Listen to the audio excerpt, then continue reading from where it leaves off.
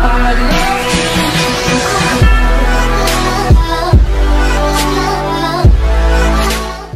so Assalamualaikum, selamat sejahtera. Okey, Waalaikumsalam. Azlan Andi. Ya, saya. Okey, selamat datang ke Coffee Talk.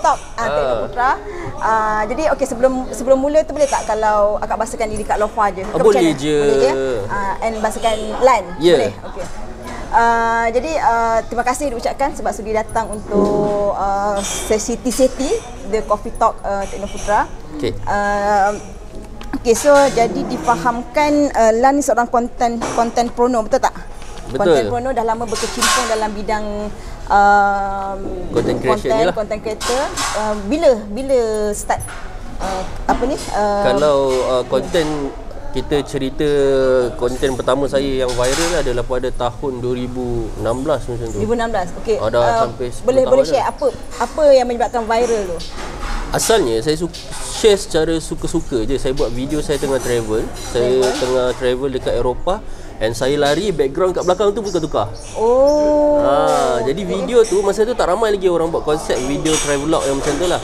Dan bila saya kongsikan tu 2000 rasa 2015 2016. Masa tu kita tak ada TikTok, semua tak ada lagi. Belum lagi. Belum ada lagi. Masa tu saya guna platform YouTube dan juga Facebook. Oh, okey. So jadi Lan post video tu dalam YouTube. Betul, saya share dekat YouTube. Lepas tu video tu saya share dekat Facebook juga. Okey. So masa tu berapa view? Berapa views? Masa tu berpuluh ribu jugalah. Tapi kita viral ni dalam satu community backpackers. Jadi traveller punya community jugalah. Dan masa saya viral tu terus Vocat. Kalau sekarang dah Vocat kan. Dulu The Vocat. So The Vocat dia interview saya dan publish artikel tentang saya, dan sebabkan artikel itulah saya dapat lebih ramai followers, dan kisah hidup saya tu diadaptasi jadi drama dekat Astro. Daripada kisah yang Lan pergi travel ni, kisah hidup saya tu asalnya yang masih lari-lari tu dijadikan cerita. Dia jadi artikel dulu. Daripada artikel jadi buku. Daripada buku jadi drama. Oh, drama apa tu? Drama bersiri di Astro. Apa tu tajuk dia kalau masih ingat? Dia pasal kisah hidup saya lah, pasal Azlan macam mana daripada seorang budak kampung dia boleh pergi ke sampai jadi boleh jadi boleh jalan ke Europe macam tu. Jalan merata dunia lah. Okey. Tapi saya tak dalam merata dunia sangat. Setakat ni baru pergi dalam 40 negara. Oh, banyak juga tu. 40 negara banyak juga tu. Okey, so yang setakat yang Kak Lofa faham, macam Azlan adalah student MIT, betul? Betul. Ambil jurusan animasi. Tapi macam mana boleh jadi content prono tu, boleh berpindah bidang kepada dia sebenarnya kalau ikutkan animasi, dia masih lagi video. Masih lagi video. So video content dia masih lagi dalam bidang yang sama. Masih related lah. Betul, masih lagi related. Cumanya banyak orang dia fikirkan kalau buat animation ni mesti nak buat kartun. Contoh macam Ejen Ali ke. Betul lah. Ejen Ali tu banyak kita orang punya classmate tau yang buat, yang terlibat. Upin apa semua kan. Tapi saya masa tu saya ambil jalan yang berbeza dengan classmate saya. Saya lebih kepada advertising, pengiklanan. Jadi sebab saya banyak berurusan dengan usahawan. Jadi kita fikirkan macam mana kita nak sampaikan mesej usahawan ni dengan cara yang paling menarik, which is melalui video lah. Sebab itu yang paling convert sekali. Jadi sebab tu bila saya putuskan untuk buat projek akhir tahun saya tu lebih ke arah pengiklanan. FYP project. Saya lebih fokuskan kepada pengiklanan, pasal bisnes, pasal saya banyak dulu projek akhir tahun saya pasal education inequality. Jadi saya lebih mudah untuk masuk ke dalam industri lah, especially dalam bidang keusahawanan.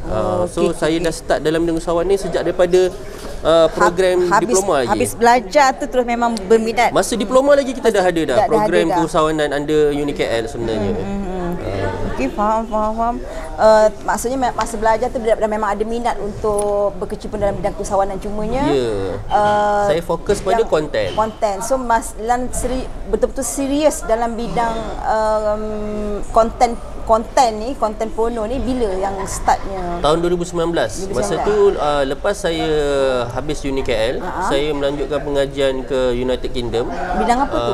Dalam bidang animasi juga. Animasi juga, degree. Degree, betul. Oh, maksudnya Lan punya degree buat dekat UK. Betul. Okey. So habis pengajian balik Malaysia, saya kerja selama setahun di company corporate.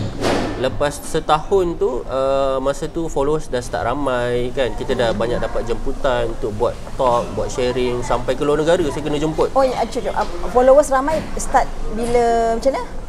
Bila kan cerita tu viral kan, dah masuk TV apa semua, jadi masa tu kita dah dapat jemputan untuk pergi buat sharing kan, kisah hidup semualah, macam mana pengalaman dekat luar negara apa semua.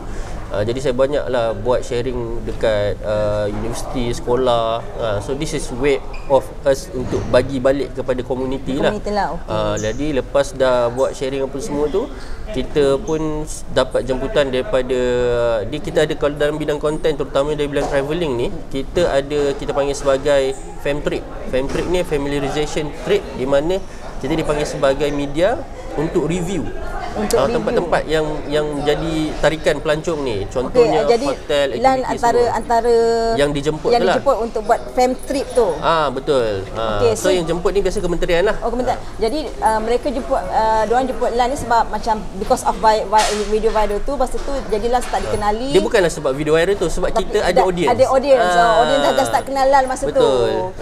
Jadi bila kita dah ada audience ni, kita macam saya cakap saya punya kepakaran adalah menyampaikan mesej melalui konten. Okey. Sebab tu dia panggil content-preneur. Jadi bila kita engage, masa tu kita tak ada TikTok semua, tak ada lagi kan? Belum 2019 dah start lah. Tapi taklah macam sekarang ni. Betul, tak macam sekarang ni. And masa tu saya lebih fokus pada Instagram. Okey. Jadi bila kita dah ada audience saya tak ramai pun masa tu. Masa tu followers berapa lah? Dalam 40,000. 40,000. Okey. Dia tak, cuma bezanya masa tu walaupun kita followers tak ramai, tapi orang kenal. Orang kenal mungkin sebab contoh macam kalau kita jalan, orang cakap ni Azlan nak ambil gambar. Kan? Tapi macam sekarang orang nak dapat 1 juta followers tu lebih mudah daripada dulu. Lebih mudah, tapi okey. Tapi kan kita tak kenal. Dia follow berjuta kan.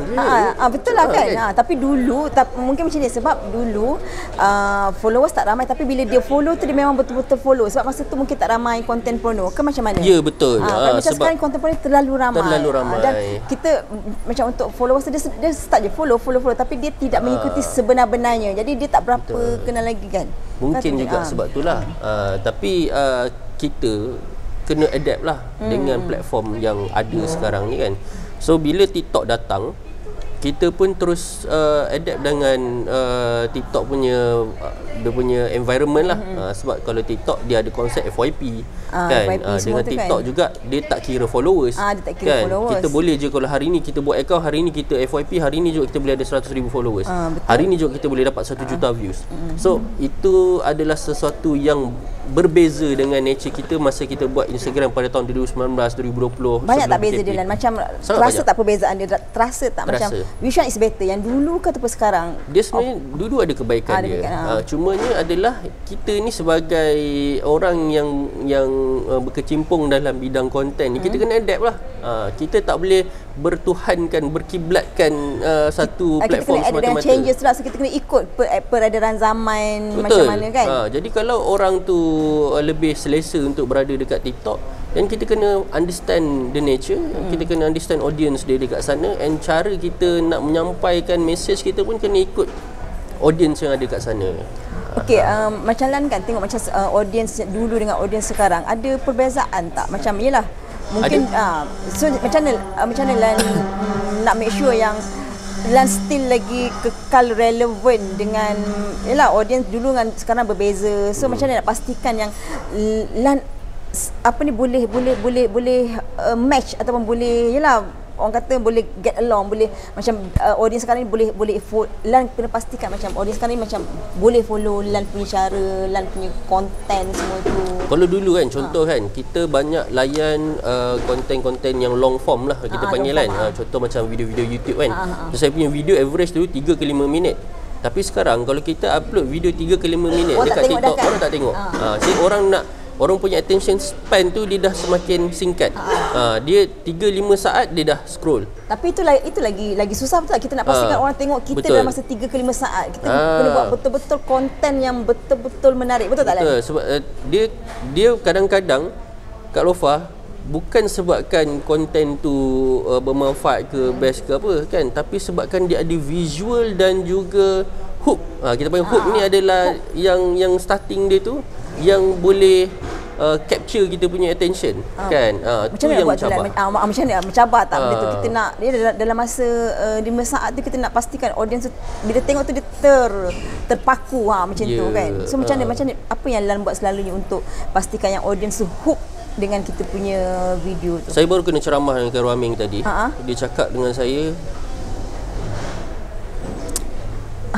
tu kan susah sentap ayat dia lah. Dia cakap bayangkan orang yang dah berjuta followers pun dia sendiri setiap kali dia nak upload konten tu kan, dia still tanya diri dia. And bila kita nak buat konten tu, kita kena tanya soalan ni, kenapa aku kena kisah dengan konten tu? Ini daripada persepsi kita punya audience kita kena okey, kalau aku sebagai viewers, sebagai audience, kenapa aku kisah dengan konten ni? So kita tak boleh nak shoot sendiri just kita rasa sebab kita ada followers orang akan tengok. Tak semestinya. Kalau dulu mungkin betul tak? Kalau dulu walaupun masa dulu Instagram cuma 40,000 tapi memang for sure diorang akan tengok. Tapi macam sekarang walaupun follower banyak tapi tak semestinya diorang tengok. Betul tak? Tak semestinya diorang tengok. Jadi sebab tu kita kena fikir daripada perspektif orang tu, kenapa kau kena kisah nak tengok benda ni. Jadi sebab dalam masa 5 saat pertama tu kita kena capture attention untuk pastikan yang konten tu betul-betul worth it untuk diorang tengok lah. Sama ada dia entertaining, sama ada dia tapi savable. Itu bukan benda yang senang kan. Itu dalam rasa macam perlu pengalaman tak? Maksudnya kalau macam based sebab pengalaman yang ada tu yang boleh menyebabkan Lan ada skill untuk hook attention daripada audience. Dia kena cuba je buat. Sebab kita tak boleh nak assume. Macam bagi bila buat konten tu ada yang macam audience komen ke tak best lah apa ke, pernah tak? Tak pernah lagi lah. Kita biasanya kalau kita sendiri pun kalau kita tengok konten tu tak best, kita scroll je. Kan betul tak? So kita kena make sure lah macam kalau orang tengok tu mesti akan orang akan terpaku mata kat situ kan. Cumanya kita kena faham sendirilah. Dah kalau tak banyak view, tak ada engagement, maksudnya konten tu tak perform lah. Kalau konten tu tak okey, then kita kena buat dia lagi menarik lah. Kita kena tukar lah hook dia ke, kita kena lah tukar angle konten tu macam mana ke right? Dan kita kena faham audience juga lah kan, betul tak? Betul. Okey, macam sekarang Lan memang 100% memang Lan memang kerjaya sebagai content porno lah, memang itu yang menjana pendapatan, betul tak? Macam mana ke ada bisnes lain yang Lan buat ke? Tapi saya sekarang ni lebih kepada saya buat consultation. Sebab banyak usahawan kita sekarang ni dia nak masuk ke dalam media sosial. Diorang jadi konten porno ke macam mana? Bukan. Contoh akak ada produk. Kak Lofa ada produk, Kak Lofa ada bisnes, ada servis kan. Kalau Kak Lofa tiba-tiba cakap, "Hai, saya Kak Lofa, saya jual produk ni," kan. Kenapa orang nak kisah? Kenapa orang nak so kenapa kalau nama Kak Lofa? So kenapa kalau dia dijual produk macam ni? Kenapa aku nak kena kisah apa kebaikan pada aku? So tak ramai orang ada kemahiran tu untuk jadi menyampaikan mesej. Buat consultation untuk untuk train orang untuk cara bercakap ke? Betul. Kita akan buat kempen selama 3 bulan. 3 bulan. Contoh Kak Lofa nak hasilkan satu kempen nak launching a new product contoh, ya kan. So saya dengan Kak Lofa akan berdebat dulu sebelum kita release kepada audience ni. Saya akan ibaratkan bagi pihak netizen ni kan, saya tengok apa kemungkinan Kak Lofa punya produk ni tak menjadi dan apa kemungkinan yang kita boleh buat untuk pastikan benda tu menjadi. Jadi faham. Jadi itu peranan saya lah. Tapi konten tu lah masih buat lagi ke tak? Masih lagi lah yang menjadi konten porno tu masih lagi lah. Tapi dalam masa yang sama dan juga menyediakan perkhidmatan untuk jadi konsultan untuk bagi training ataupun sokong macam nak share experience macam mana nak jadi konten porno macam tu. Betul kan? So sebab banyak business owner dia dah berlabur banyak untuk marketing. Sebab marketing ni adalah satu-satunya cara untuk kita menjana pendapatan. Dan kebanyakan business owner ni dia terlalu fokus kepada operation. Sedangkan operation ni kita bakar duit. Betul. So kita sepatutnya attention kita fokus kepada buat duit. Seorang usahawan dia kena ada kemahiran. Bukan senang tak Lan kita nak marketkan produk kita. Betul tak? Sebab itulah akak nak jadi usahawan, akak kena pandai buat duit, betul tak? Betul lah. Tapi itu cabaran dia tu. Jadi bila akak fokus hanya kepada operation, hanya fokus kepada nak buat produk, tak fokus kepada memahami behavior pelanggan, Then macam mana akak nak jual produk tu kan? Jadi nak memahami pelanggan ni, dia kena ada cara dia adalah dengan menyampaikan mesej pada pelanggan kita tu. Tapi itu yang susah sebenarnya Lan kan. Sebab itulah akak kena ambil saya. Itu dah masalah. Nanti bila akak ada produk, nanti akak ambil Lan sebagai konsultan. Okey, macam Lan kan, Lan pada pandangan Lan, macam kita banyak sekarang macam TikTok, kita banyak juga Instagram, kita gunakan platform-platform tu untuk jual produk. Padahal benda tu bagus ke ataupun macam kita tahu TikTok ni kalau kita gunakan jalan yang bagus lah, tapi peranan media sosial ni macam Lan sendiri so called menjalankan perniagaan yang untuk bagi consultation kepada orang. So dengan media sosial yang ada sekarang ni, Lan rasa lagi bagus ke ataupun macam mana? Benda ni adalah teknologi ni akan evolve kan. Sama je konsep penyampaian mesej ni daripada dulu lagi, daripada zaman Rasulullah dulu pun macam mana Rasulullah berdakwah. Rasulullah SAW dia berdakwah kan, asalnya pada berdakwah secara sembunyi-sembunyi, kemudian berdakwah secara terbuka. Yang berbezanya adalah platform dan medium cara penyampaian mesej tu. Jadi kalau kita dapat master that fundamental, macam mana kita nak menyampaikan mesej tu, walaupunlah platform tu berubah, walaupunlah ada platform baru yang masuk, walaupunlah teknologi dia semakin canggih, contoh dengan AI apa semua tu kan, kalau kita dapat faham fundamental ni adalah teknik menyampaikan mesej ni, teknik menyampaikan, so kita tak terjejas apa platform pun, walaupun ada AI ke apa ke, maksudnya kalau kita faham konsep nak menyampaikan tu, tak kisahlah apa-apa teknologi pun kita boleh adapt. Sebab benda tu hanyalah tools, hanyalah platform kan. Keluarlah apa-apa social media yang baru pun, kalau kita pandai nak manage, kita dah pandai nak jaga kita punya audience kan, kita pandai macam mana nak gunakan tools tu untuk pastikan kita dapat capai objektif kita, then kita boleh survive. Okey, Lan kan banyak dah pergi negara 40 negara kan. So negara mana yang Lan rasa macam paling best lah, yang macam yang bila nak buat konten tu memang yang rasa macam ingat macam seronoknya pergi negara ni, pergi tempat ni. Tempat mana yang Lan paling rasa paling seronok lah? Pada saya, kalau tanya mana-mana orang pun dia akan jawab benda yang sama lah. Tempat yang paling best sekali of course Mekah Madinah lah, dekat Saudi kan. Yalah Mekah Madinah lah. Bila kita buat umrah ni, dia tak pernah istilah bosan. Tak pernah lagi rasa jumpa orang ni bosan lah buat umrah.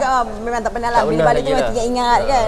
Tapi itu jawapan klise lah. Kalau jawapan yang tak klise, kalau kata pasal destinasi, setakat ni antara yang paling saya suka adalah China. Okey, kenapa Lan suka kat China?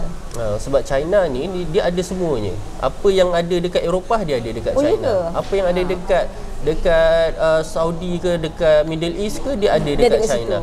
And dia juga lebih murah, dan satu yang menariknya dekat China ni, kita boleh nampak masa depan.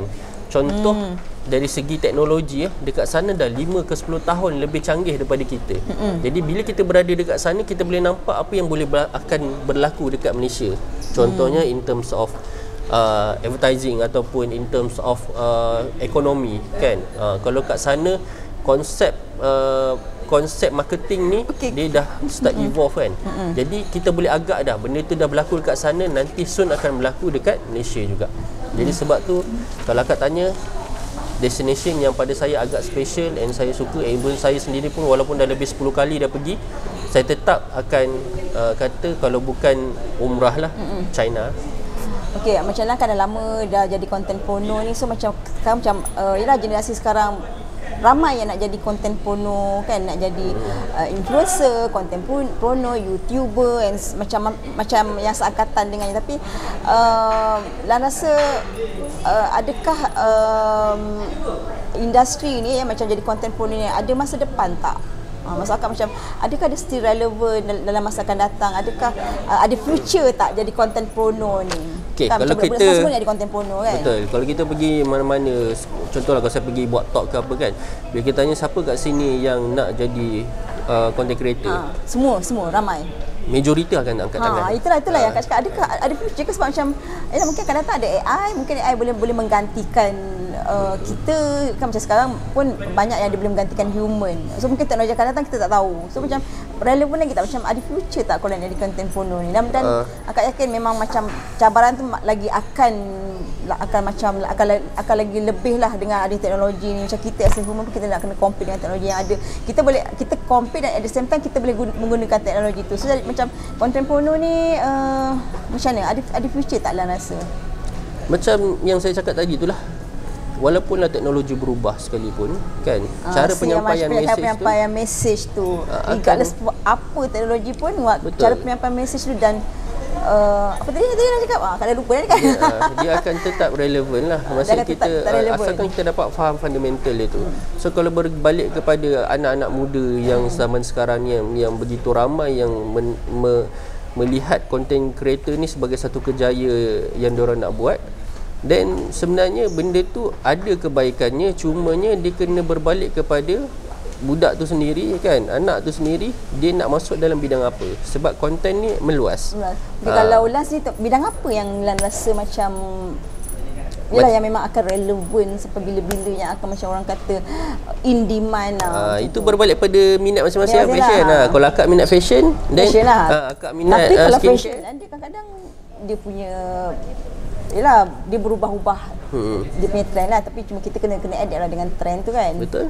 Dia sampai bila-bila orang still kena pakai baju kan. Betul lah kan. Takkan kan. Cuma kita je lah nak kena relevan kan, design ikut design semasa kan. Macam saya pula, saya fokus pada travel.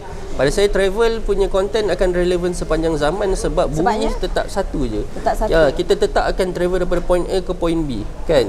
Melainkanlah tiba-tiba dia dah ada teknologi. Maksudnya macam walaupun kita pergi tempat yang sama, tapi experience yang kita dapat setiap kali pergi tempat tu akan berbeza. Contohnya macam katalah hari ni kita pergi ke umrah.